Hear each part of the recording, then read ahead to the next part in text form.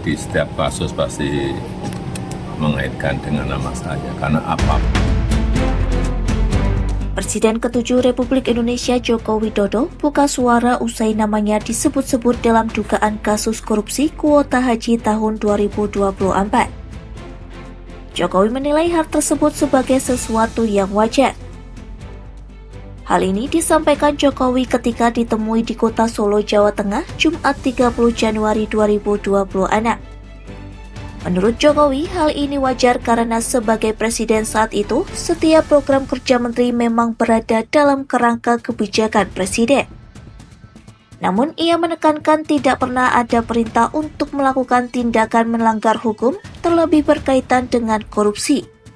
Ya, di setiap kasus pasti mengaitkan dengan nama saya, karena apapun program kerja-kerja menteri pasti dari kebijakan presiden, pasti dari arahan presiden, dan juga dari perintah-perintah presiden. Tetapi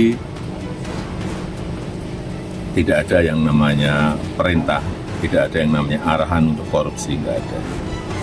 Nama Jokowi kembali disebut dalam kasus ini setelah mantan Menteri Pemuda dan Olahraga Dito Aryo Tejo selesai diperiksa sebagai saksi oleh KPK pada 23 Januari 2026. Dito menyebut penyidik mengajukan pertanyaan terkait kunjungan kerja bersama Jokowi ke Arab Saudi pada tahun 2022. Menurut Dito, kunjungan tersebut berkaitan dengan agenda forum internasional dan pertemuan bilateral. Ia menjelaskan saat itu Jokowi bertemu dengan putra mahkota Arab Saudi, Mohammed bin Salman.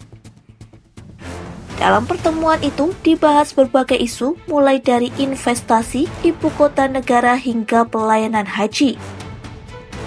Namun Dito menegaskan tidak ada pembahasan khusus terkait kuota haji.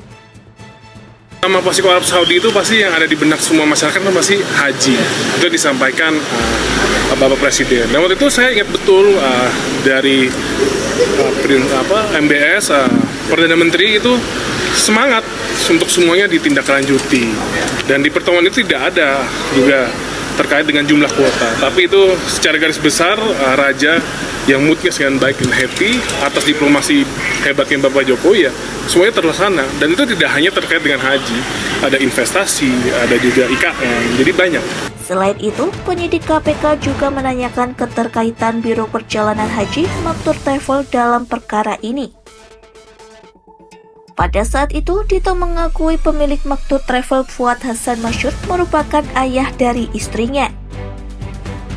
Namun, ia menyatakan dirinya tidak berada di lokasi saat KPK melakukan penggeledahan di rumah Fuad Hasan.